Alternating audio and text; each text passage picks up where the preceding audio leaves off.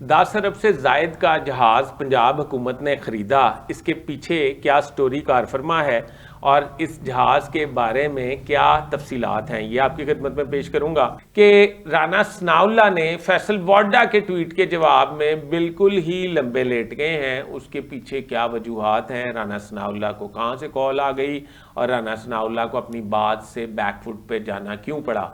बराए मेहरबानी मेरा चैनल सब्सक्राइब कर लीजिए, बेल आइकन के बटन को दबा दीजिए, मैं आपका बड़ा मशकूर रहूँगा।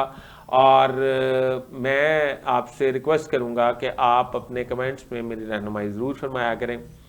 राना सनाउल्लाह ने नईम अशरफ भट्ट के प्रोग्राम एक्सक्लूसिव गुफ्तगू में कहा कि इमरान खान को 3 मरतबा डील की ऑफर हुई मगर वो नहीं माने। ये जुमला था राना सनाउल्लाह का।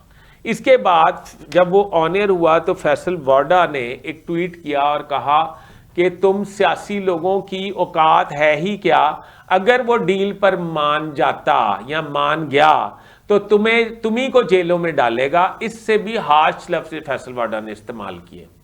अच्छा, साथ ही पता नहीं क्या हुआ, राना सनाउल्लाह जिसको मैं जानता हूँ, राना सनाउल्लाह को मतलब मैं उनको जानता हूँ कोई 2020 साल पुराना, 20-22 साल पुराना, और 20-22 साल भी नहीं कहना चाहिए, बहुत ज़्यादा पुराना जानता हूँ, हाँ 20-22 साल, 22-23 साल पुराना। मैंने बहुत तरीक़ों से उनको देखा राना सनाउल्लाह को, उन्होंने बहुत दबंग अंदाज था।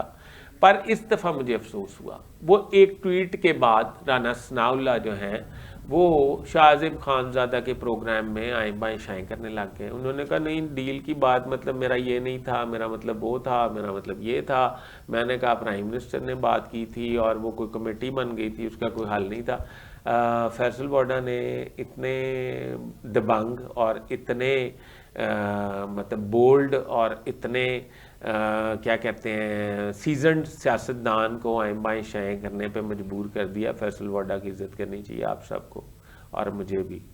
आप अंदाज़ा लगाएं कि फैसल वाडा जो हैं वो एक ट्वीट करते हैं तो राना सनाउल्लाह जो 2-3-4 दहाइयों से इस मुल्क में सियासत कर रहा है, उसने जेलें भी काटी हैं, उसने इमरान खान का कहर भी सहा है, उसने मुशर्रफ दौर में मुशर्रफ की आमरीत भी सही है और वो आए बाएँ शाएँ करने लग गए हैं। ठीक है ना, ये काबिल अफसोस बात है, काबिल फ़ख्र बात नहीं है।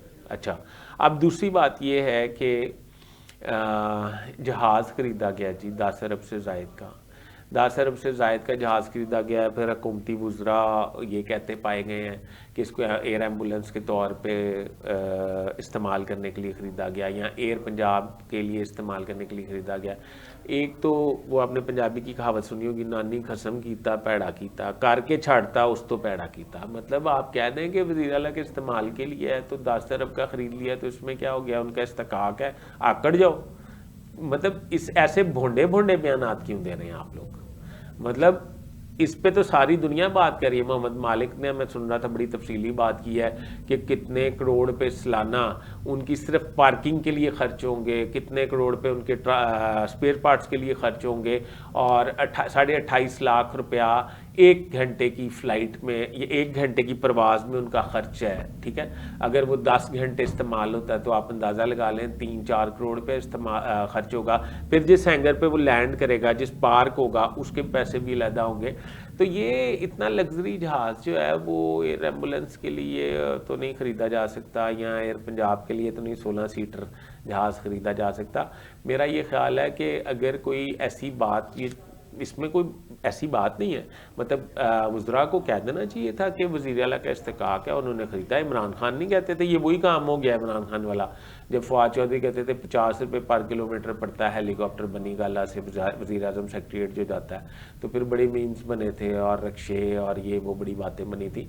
इसी तरह की ब्लंडर हुआ है नून लीग से भी, और मेरा ख्याल है इस पर कोई तस्सी जारी कर देनी चाहिए क्योंकि इस वक्त टॉप ट्रेंड बना हुआ है।